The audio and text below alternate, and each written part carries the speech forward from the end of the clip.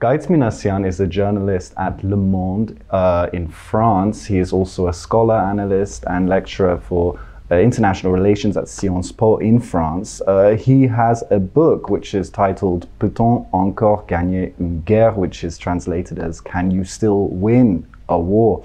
So, Gaïdz Minassian, thank you very much for your time. You are here in Armenia for the EVN Report Media Fest, which is starting tomorrow. I want to start off by asking, your book's title is very gripping. Can you still win a war? In your opinion, what does winning a war even mean in this day and age? And also, as Armenians, obviously, looking at the Karabakh context, what does winning a war in the Karabakh context mean, in your opinion? First of all, thanks for the invitation, Melio. And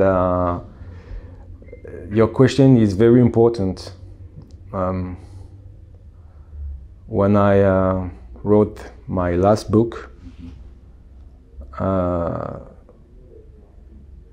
was expected a new war in Karabakh between Armenians and Azerbaijanis, because the regulation process was weak and is still weak in this region. Regulation process of peace, of course. So concerning the situation, we have to define what is victory. And a lot of scholars, a lot of military strategists explain the victory only as a military notion. And first, it was true. Victory belongs to a military vocabulary. But we know that war changed from dimensions, nature, and spheres. Victory from now on that doesn't belong to a military conception. That's the reason why the definition of victory changed. We can talk about military victory, but it's different from political victory. And for example, the last war in Karabakh was a military victory for Azerbaijan, but Aliyev, the president, doesn't have still his political victory. And the last declaration of Prime Minister of Armenia, Nikol Pashinyan, gave to Aliyev a little political victory. That is to recognize the territorial integrity of Azerbaijan, including Karabakh. This is an important step to Baku, but it's not enough for Baku. So Armenians recorded a military victory in 1994, but not political victory. Why? Because Armenian didn't recognize the independence of Artsakh. And it was, at this moment, it was the sign of political victory. But it's not enough to talk about victory. It's not enough to have military victory and political victory. Twice, both together, define a strategic victory. But it's still not enough to have victory. You need to sign an inclusion peace treaty. You need to recognize the other as a partner. So you cannot sign a peace treaty based on punition.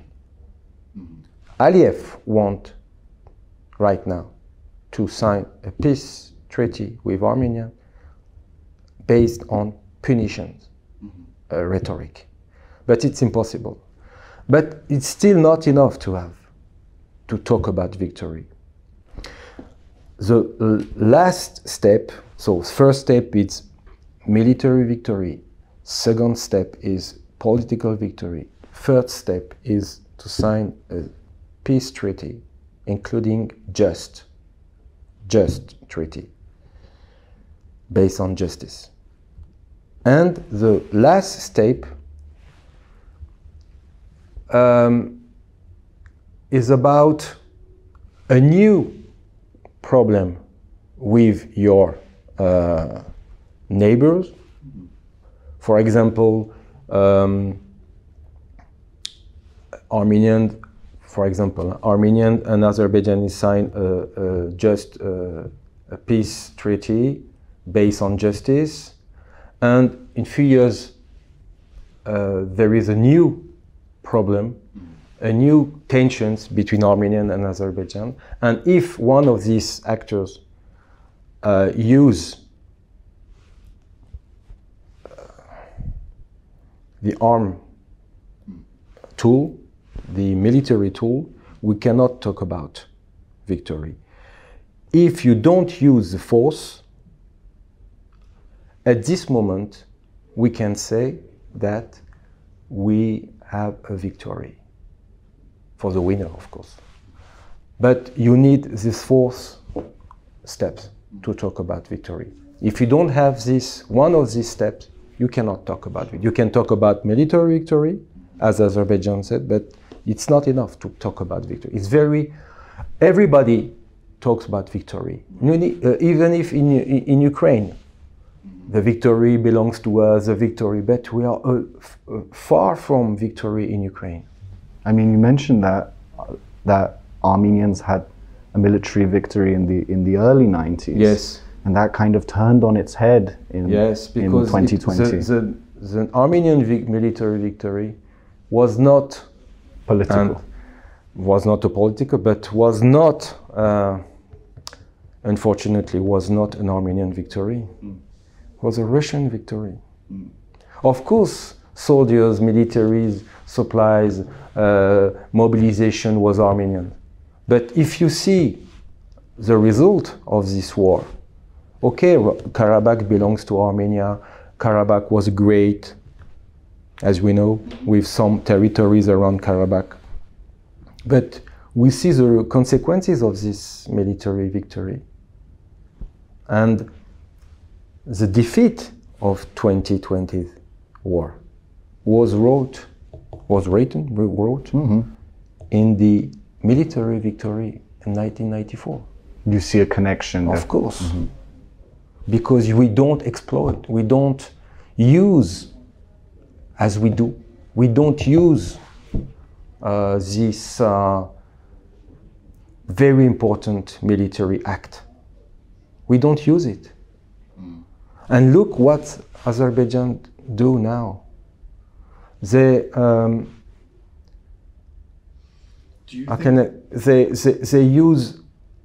still use military tool to obtain what they want. Force. You don't want to sign. Okay, a new provocation. You still don't want to sign the peace. Okay, still aggression. But Armenians in 1994 didn't use this kind of opportunities. They said, okay, we sign a ceasefire in May 1994. That's enough. Do you think Azerbaijan is cognitive of what happened with Armenia's military victory in the 90s? They don't want to repeat perhaps the same process. Azerbaijanis were then still afraid by the Armenian reaction. Azerbaijanis is a weak country, we can say, because the basis of the country is weak. Of course, they are money, they are oil, they are gas, they are what they want, and the economy is strong. But the identity of Azerbaijan is weak, and Azerbaijanis know that, and that's the reason why they are very strong against and very how can I say? They are very in rhetoric against Armenia. We can talk about racism against Armenia, for example, because the identity of Azerbaijan is based on the hate of Armenians. That's the reason why they are afraid. And still.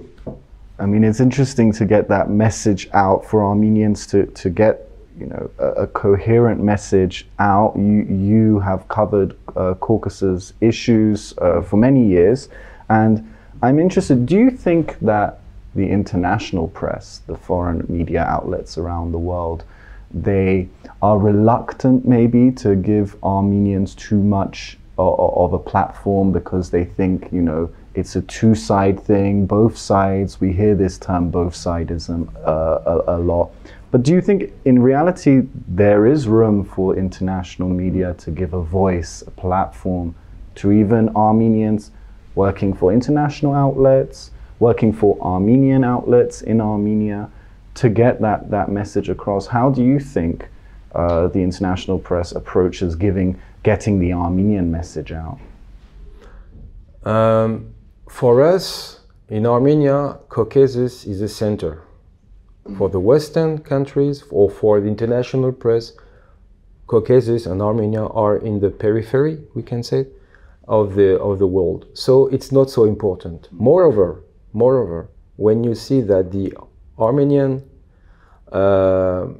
partnership or alliance is with Russia.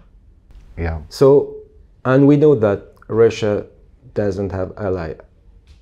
Russia has only vassals, not allies. So, for the Western international press, they see Armenia not as independent country. They see Armenian like they see Armenian like the continuation of Russia. And we lost a lot of interest by this kind of reality. Of course, it's not so true. And the situation changed since 3 years, approximately. And Western countries begin to give more attention to Armenia since the tension between Russia and Armenia concerning Ukraine war and a lot of aggression against Armenian here in Karabakh and in Armenian sovereign territories. And the process are changing, perception are changing, and we have to use this reality with, how can I say, we have to be careful, of course, but we have to gain the to keep the attention of the Western international press, international actors, international powers, international countries, international community, to show that the Armenian is an important place. All depends of the geopolitical conceptions of this region. For example, Americans have this geopolitical conception of Caucasus. Russian too, Iran too, Turkey too, China, India, Europe, I don't know, France, little step by little step, they understand the importance. Because we know that the Caucasus is, how can I say, it's a turning point between Russia and Middle East, or South and North and East and West. But we have French, for example, or European newspapers have to understand what means this turn point. And Armenian has a great responsibility in this lack of attention.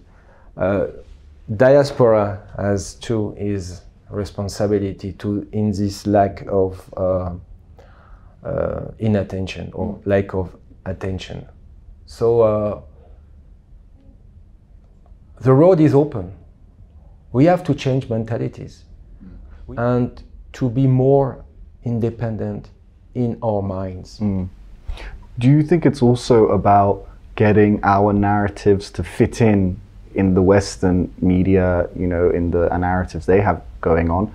The Ukraine war, as you mentioned, the coverage in the Western press has been consistent, it has been detailed, it has been constant. You know, what are the Ukrainians perhaps doing right that we didn't do right in the 2020 Karabakh war? And moreover, I'm interested what you think about this. If we're going to say that the geopolitical considerations also affect the coverage, is there also an element of bigotry in that, of racism, that, you know, the Armenian narrative isn't worthy of coverage? You have two considerations and two differences between Ukraine and Armenia. The first is the Russian aggression against sovereign country, independent country. And this is the most important. Everybody knows that it was an aggression. It is a war aggression by Russia against Ukraine. First of all, the Karabakh war was not an aggression against sovereign country. Of course, for us, Artsakh Republic is an independent country, but for the international community, no, never. So, first differences. The second difference is the military alliance. Ukraine is not a member of CSTO organizations. Armenian is. So, Western countries ask themselves why we have to help Armenian, which is CSTO member. An ally of Russia. Ally of Russia. Why can we imagine to send Armenia weapons, and these weapons can they're already saying that they could be transported to Ukraine. How can we imagine that the Western weapons can transfer to Ukraine, to a Russian army against Ukraine? It's impossible. So I don't know what is ambition of Armenia on this point. I don't know what is the plan to Armenia to leave CSTO, to freeze CSTO. We don't know. But it's very interesting to observe the Armenian tactical and strategy in this organization. But, you know, for the United States, for example, it was very interesting and very important to follow the tensions between Armenia and Russia in September 2022. It was an important step for the United States. They put the feet down in the door between Armenia and Russia. And right now you have the American feet in this relation. And it's a very important step for the relation between United States and Armenia. That's been a great and deep process of strategic changes, not only in Armenia, but all in the region. Because for the United States, for example, they don't have a great problem with Georgia. They don't have a great problem with Azerbaijan, but they had a problem with Armenia. Armenia was too close to Russia, and now process changed. And Russia, does Russia still have a lot of meanings against Armenia right now? I don't know. As 10 years ago or 20 years ago, I don't know. And we don't know. That does not mean we have to change our mentalities against Russia, but we have to be more independent. We have to be more free. in our minds, and we have to make priority on security, education, and social and economic development. And when I said security, education, and social and economic development, I mean not only military security, social security, political security, education, not only universities, but education on new technologies, education, military education, social education, and social and development. Social and economic development means to change our politics between civil society and states, and between Armenians in Armenia and outside of Armenia. So for me, at this moment, what are the priorities for Armenian authorities? For me, is to concentrate on one thing, to build our house, and not to dream, to build our house. We have to reinforce, we have to strengthen, we have to build, we have to develop our house, internal house, and we have to give more importance to the people. We have to exploit, we have to use the collective intelligence of Armenian peoples. We have to use it. We have to develop it by security, by education, and by economic and social development. Very well. Gaïdz Minassian, insightful as always. I really appreciate it. Thank you very much for your time. Thank you so much. And sorry for my English. No, it was very good. No problem at all. Pas un problème. And thank you for joining us on CivilNet.